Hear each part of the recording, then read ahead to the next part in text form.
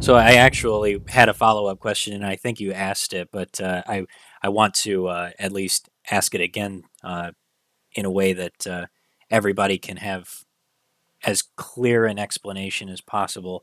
So what you're saying is that your data source, that is those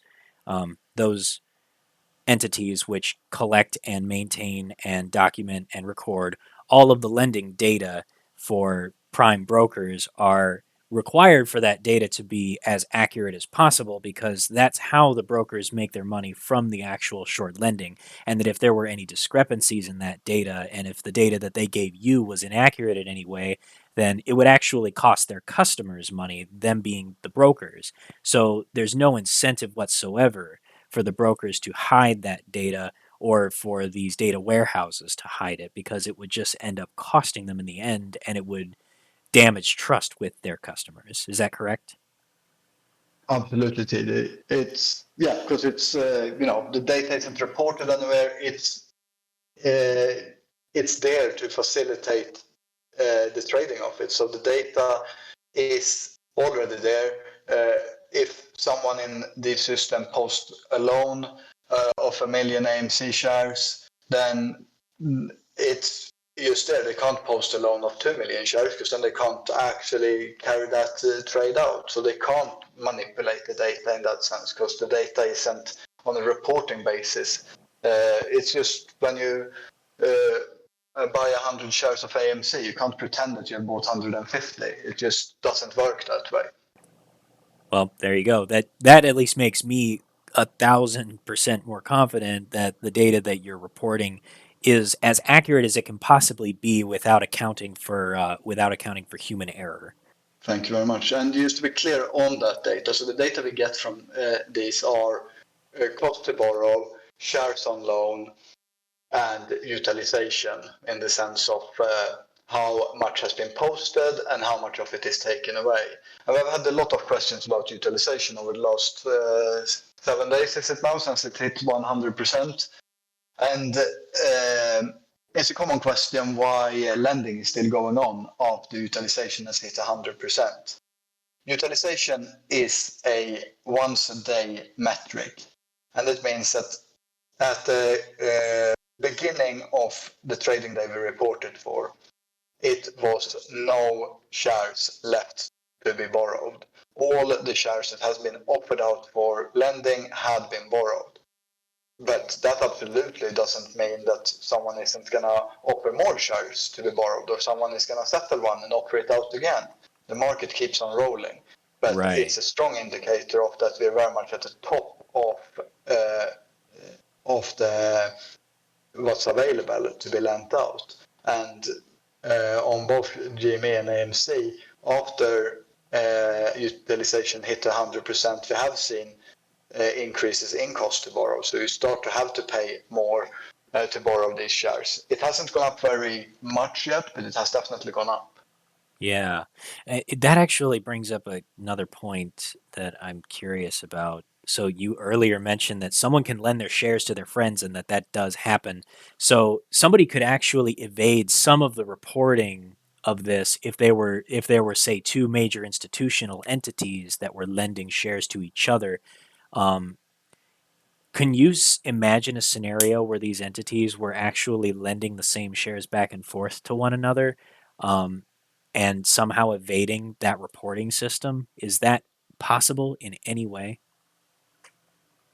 I'm sure it's possible. I mean, people always find funny ways to do business, but it would be against SEC regulations and probably quite a few laws. And uh, Matt was asking me earlier if anyone has been fined for it, and I had an example here for him, but I haven't found it yet because I'm talking too much. But there are hefty fines on hiding these sort of things. But again, that has nothing to do with the securities lending side of it. That has only to do with the obligatory reporting on the 15th of every month and the last trading day of every month. So while Peter's pulling up that example of SEC violators for to answer Matt's earlier question, um, we've been talking a lot about data reporting and things of that nature. So one of the most recent events that really got my attention was, and I'm sure it's been on everybody else's mind too, um, a massive data warehouse burning down. Trey and Matt, I know you've both covered this probably a dozen times, but I don't know if we've all been in a room together talking about the implications of one of the largest cold storage facilities and a secure cold storage facility that doubles as a data center burning down in under 24 hours with a total catastrophic failure of all fire suppression systems. Let me just get my tinfoil mask really quickly. I'll be right back. Yeah. the day You're after the day after a DOJ investigation is announced to investigate prime brokers TD Ameritrade, and one less than 18 hours before Ken Griffin, presumably since it was his plane, took off to Kilja, Finland for an unknown reason. I'm so Yeah. curious what you guys imagine is going on in Bartlett right now after all of the leaflets of data dating as far back as 1985 have been charred to ash. So there's two main facts here that we can sort of look at, right? The first one is that within a 24-hour period of time, Ken Griffin, or at least somebody related in some way, shape, or form to Ken Griffin, his plane left Chicago to go out of the country. Another fact that we can look at is the warehouse burning to the ground, right? Are those two tied together? I mean, who knows? There's no way to know. It is definitely fishy. It'd be a weird coincidence, I'll tell you that right off the bat. But what I find to be the most interesting, I've worked a warehouse job before. There was one summer when I worked a warehouse job. I turned 18 and I drove a forklift that whole June, July, and August. And those ceilings are high. They're super, super high up there. And why I say that is for those fire extinguishing systems to just not work makes absolutely no sense. Like, you'd have to go out of your way, at least in that warehouse. I don't know what the structure of this building is like, but in that warehouse, you'd have to go out of your way to mess with those and make them so they're not functional. And I think about that a lot. I think it's a really important thing that you brought up, True Demon, that that entire building burned down in 24 hours, and that somehow the sprinkler system did nothing. So I want to very clarify goofy. one thing. Those are Yeah. not sprinklers. Those are actual halon gas fire suppression systems. And the reason Yeah, why that's I know fucked. this, the reason why I know this is because I used to work in a data center, and I'll explain what halon is. So halon is a chemical fire suppressant, and it works by sucking the oxygen out of the room. It's a chemical reaction that steals all oxygen out of the room, and that's why if anybody is in the room during a fire suppression event, they need to get out of that room in under 10 seconds because you will instantaneously suffocate as the oxygen is taken out of your lungs. It's literally creates a vacuum in the room. So you need to get out of that room really quickly. So, and I say that because for them to say that that fire suppression system failed because a rack fell on it would indicate that it damaged a valve and caused a leak. That would cause a rupture in the system, which even if it was a fire suppression system with just water, fine, whatever, there's still an alarm attached to it. So if that system loses pressure, it automatically sends an alert to the fire department. With a halon system, it's even more catastrophic because you have to evacuate the building. So how did nothing go off? There's no way. You're talking about a triple failure of all fire suppression systems and alarms in a cold storage facility that protects data housed by the biggest firms in fintech in the world. A total TD, triple failure. I just can't that is a imagine great a question. scenario where that happens by pure chance. Look at this. We all kind of got like a chemistry / fire suppressant lesson here today. That was good. Hey, I didn't expect to learn about that. I didn't know any of that. Just now. That was Yeah, I amazing. didn't either. That was That's top incredible. notch. But you know Yeah. what? You I bring up just some want great to, questions. sorry Oh, to go ahead. interrupt everyone. We're having in chat, everyone's kind of freaking out about uh, some people aren't getting sound. If you could let us know, are you not getting sound for everyone's hearing everyone? Or sorry to Let me interrupt. see where are we not getting sound at? Well, they were hearing Trey and Ortex and then not the rest of the panel.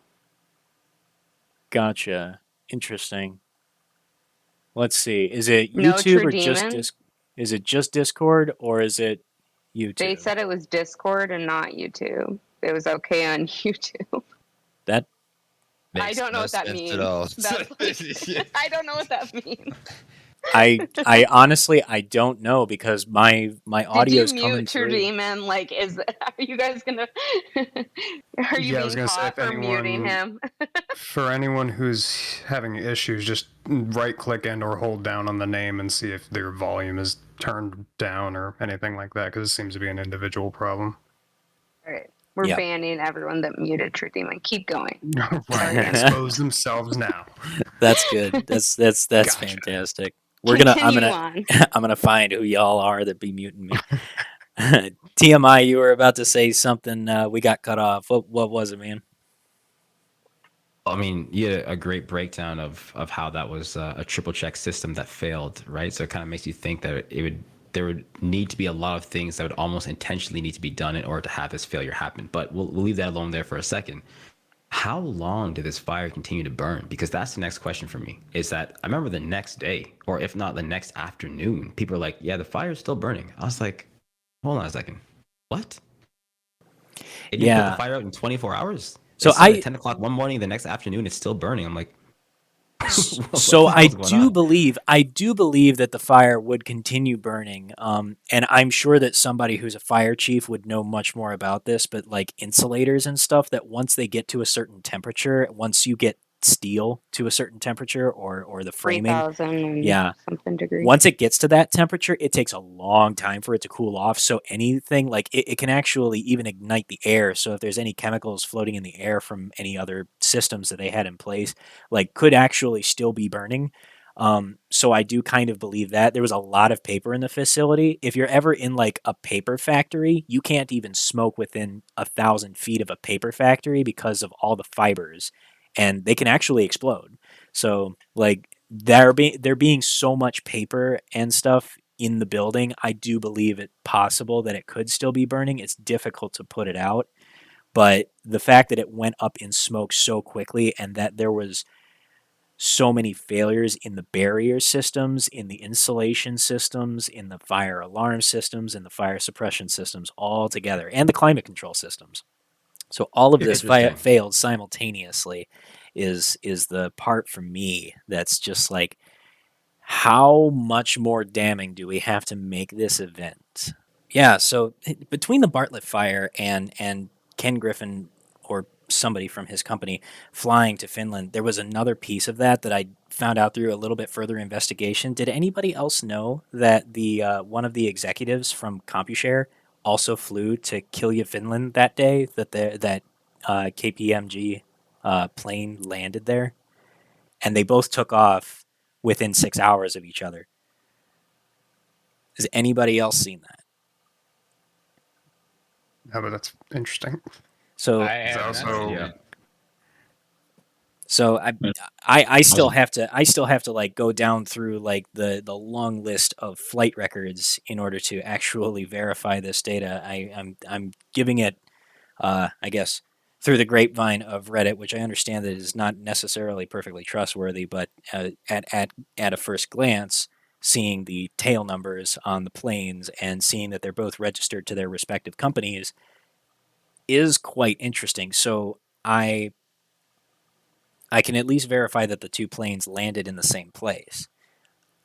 What I'm curious about now is, what do the two entities have to do with each other if we're talking about things like, DRSing shares? Because I don't know if you guys have talked about this on your channels at all, with like DRS registration for GameStop shares. I know that's been a huge thing for the GameStop community, but like I'm kind of concerned now, because if this rumor were to prove true, what business do those two entities or those two individuals have being in the same place at the same time across the world? Because CompuShare is in Australia, and uh, and Citadel's in Chicago. Why are they meeting in the middle of Scandinavia the day after a massive fire occurs in a massive data warehouse for fintech and broker data storage. Would also be curious to know if he also either requested to stop the tracking of the jet, or if they landed and or stopped where the tracking stopped in that same airport. It appears as though it landed in Kilja, Finland. So, but that could also be true. But the plane was shown flying back from its destination, so I would assume that the tracking was there from beginning to end. Oh man, we're all wrapped in tinfoil now, aren't we? I love It's it. real tight. I mean, it's warm in here. I like it, but oof, we're wrapped. I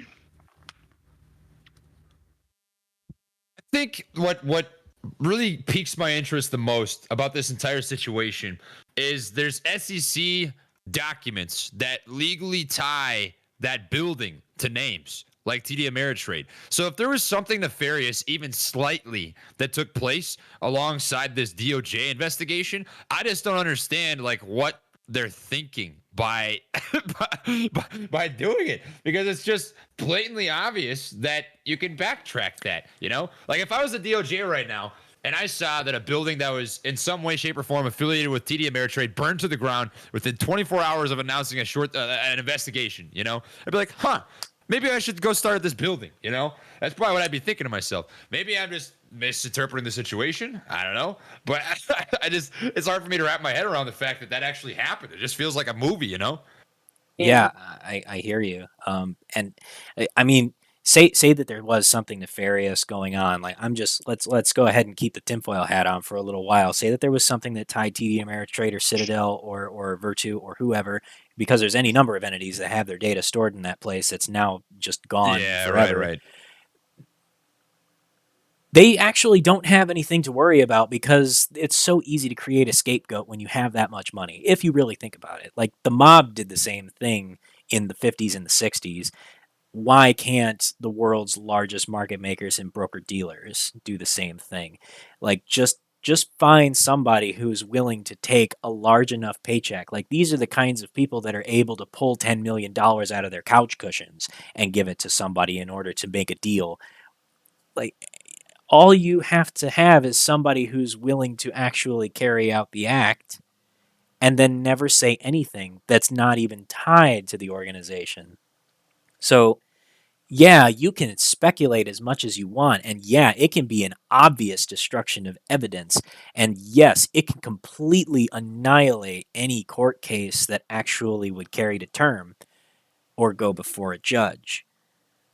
But if you're not responsible, if you're not personally responsible, if the actions are not directly tied to the entity, then what do they have to worry about at that point? And that's what scares me the most about this entire hypothesis, this theory that we're exploring, is that if there really was something to find there, it's gone, and they have any number of avenues to tie up their loose ends at this point. And Well, I'm kind of upset. I'm a little upset.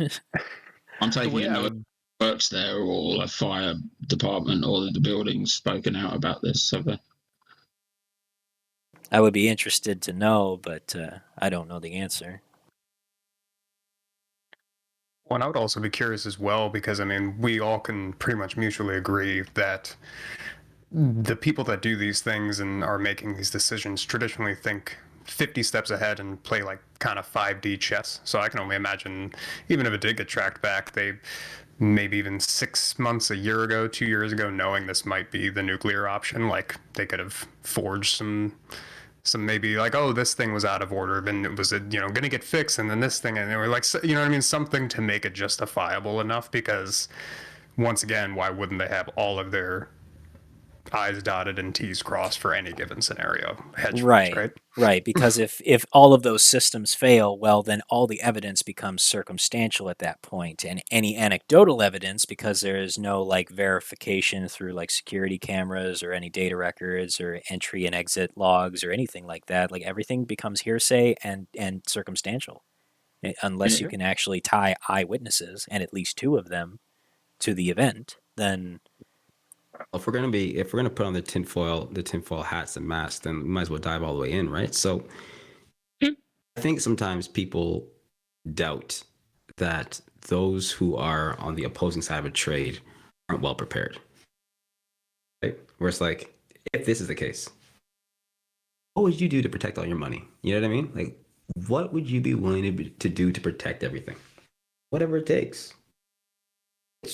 especially when you're, Go ahead. I didn't mean to cut you off, man, but I was No, only you're going to good. say, like, especially when you're protecting over $3 trillion in assets. Like, You know what I would do to protect $30,000? You know what I would do to protect $30? personally, yeah, yeah, I can understand that. But like, you think about like $3 trillion in managed assets, and that's just between like the top 1% of the top 1% of the top 1%, the top 400 richest individuals, American citizens, the 400 richest American citizens by themselves manage $3.2 trillion in assets and securities and cash. That's an unfathomable amount of money. And yes, absolutely, if any of them are tied to this event, like, I would do anything to protect that money. Can I bring up the topic of redundancy, which in this financial industry, like trading systems or whatever, redundancy is a massive part of everything. Everything has to work all the time. There always has to be. There can never be one, like a single point of failure. Is this warehouse or whatever? Is this designed to be a single point of failure? Is that what you're saying? Or I guess that's kind of what I'm wondering, because I'm wondering if there are any other copies of these records. that would be totally against every practice, that every working practice in every financial institution I've worked in over the last 2 decades. I understand and I agree, but then, like, they still have plausible deniability. And let's actually think about this for a second. If they get in trouble for failing to have redundant backups for all of this paper record data, they're going to pay what? Millions? Maybe tens of millions? Maybe 100 million in fines. What's that next to $3 trillion? You know? Pay to play. Pay to play. That's what I'm saying. It's a messed up world, and we really underestimate just the deep pool, the ocean of wealth that sits in the hands of so few people that they can quite literally play God without anyone else's permission. And nobody else gets a say in what they do. Like, they quite literally make the laws. They are above the law, and it is absolutely possible. I am at the point where, and this is not cynicism. Don't mistake this for me being a cynic. It's just objectively what I see in the way that the market behaves, and in the way that the super wealthy conduct themselves in the world, is that they are above reproach because they can't be touched, because any number of money that they throw at people is so inconsequential to them that could change someone's life that anybody would be willing to look in the other direction of. And it's until we reach a point where nobody has anything of value left, that they cannot take it from us anymore, that we stop caring about the value of money, and then they can't tell us what to do anymore. That's the only thing that gives them their power, is that money holds value, and that they can use that to hold it over us. You kind of explained, I think, a pretty interesting concept, and a huge reason why we have this sort of this retail movement that was birthed a year ago.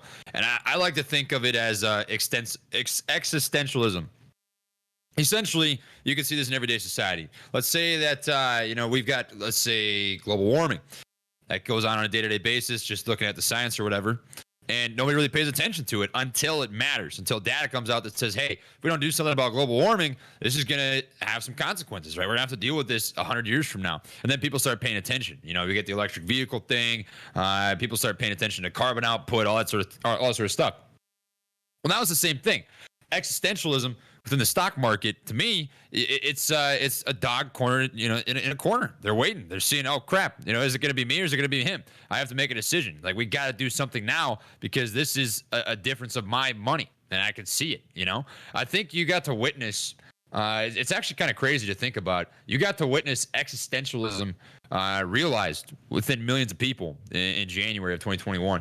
So, I don't know. Maybe I'm missing the mark here, but I think that's it ties into what you were just talking about, True Demon. That's why I thought of it. Thanks, man. Yeah, it's a deep think. That's all I can really say about it, because I'm just getting philosophical about like the concept of when money no longer has value because nobody has any of it except those who could afford to accumulate all of it. Just gobble it all up. Exactly.